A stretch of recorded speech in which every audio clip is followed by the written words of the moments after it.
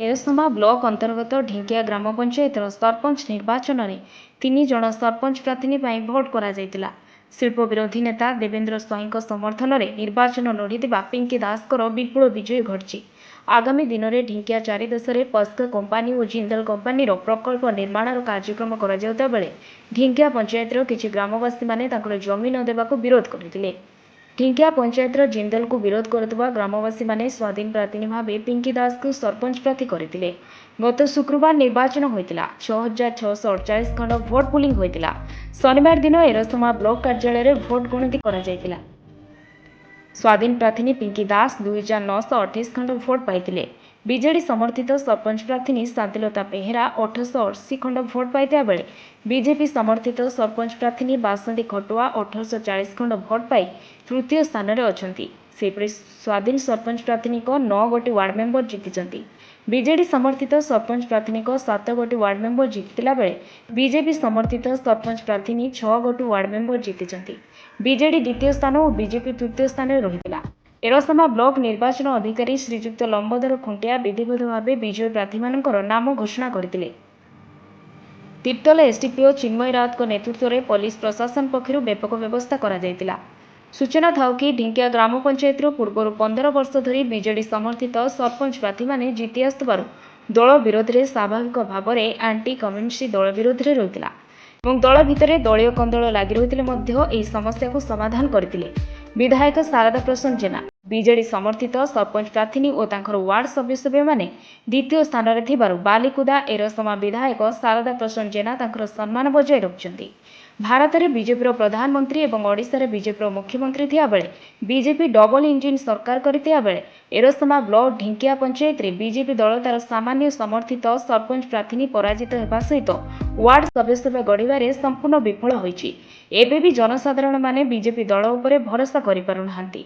बालिकुदा एरसमा निर्वाचन मंडली रे बीजेपी दलर नेतृमंडली ठीक नथिबारु बीजेपी दल सामान्य सरपंच टीए जिताबारे विफल होइछि बोली जनसाधारण माने कहिसेंती।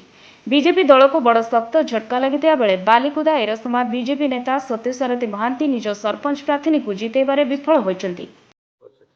देवेंद्र स्वाई ढिंकिया ग्राम पंचायत आज जो आपण जो प्रार्थी देइथले सभी अनुसूचित तरफ आज विपुल परिमाण विजय लाभ होइछि विषय कहबे को नहीं ढिंकिया पंचायत एक प्रकार विजय होती जो विगत दिन जो होता दुर्नीति तार प्रतिफलन होमें जो स्वाभिमान मंच करूँ लोक तार आस्था प्रकट कर तेणु आम समस्त पंचायतवासी की साधुवाद जनाऊँ। आम जो प्रतिश्रुति देचु ता निश्चय पालन करूँ। जनसाधारण आम उपर आस्था कर निश्चिंत पालन करूँ। समस्या सब पंचायत पहुँचला विगत दिन कौन केमती ना समस्या अनेक समाज अच्छी आमर पुलिस सभा ग्राम सभा सब समस्या समाधान करा आम इश्ताहार लिखिदेचु।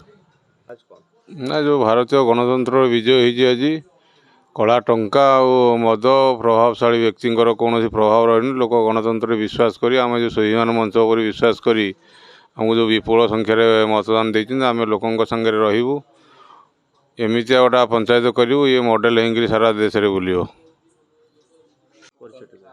प्रशांत कुमार विश्वाल त्रिलोचनपुर। आज जो आपण जो कैंडिडेट देइथले पिंकी दास सबियान मंच तरफ आज विपुल परिमाण विजय लाभ करछन के विषय कहबे कोन केते खुशी एथिरे त आमे बहुत खुशी अच्छु जेहेतु लोक माने निर्यातित होइथले लोक माने आर उचित जवाब देइचंती आउ एया होची प्रशासन जुलमर प्रतिफलन।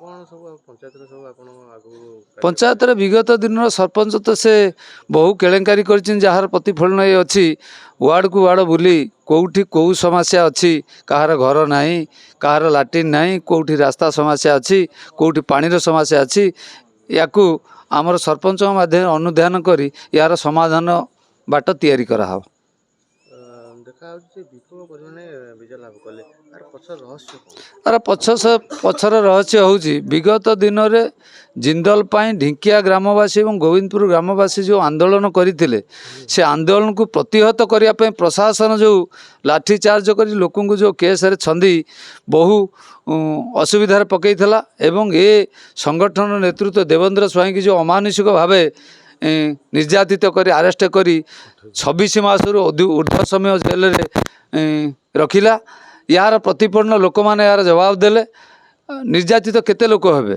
ଲୋକ ତାର ପ୍ରତିଫଳନ ତାଙ୍କର ନିର୍ଯାସକୁ ତିଆରି କଲେ ଆଗାମୀ ଦିନରେ ଇଏ ଏକ ସୁମଧୁର ଆଉ ଉନ୍ନତମାନର ଆଦର୍ଶ ପଞ୍ଚାୟତ ଭାବରେ ଗଢ଼ି ତୋଳିବା ପାଇଁ ଲୋକମାନେ ଶପଥ ନେଇ ପିଙ୍କି ଦାସଙ୍କୁ ନିର୍ବାଚିତ କରିଛନ୍ତି। ଏରସମାରୁ ଅଂଶୁମାନ ମିଶ୍ରଙ୍କ ରିପୋର୍ଟ ନ୍ୟୁଜ୍ 8 ଓଡ଼ିଆ।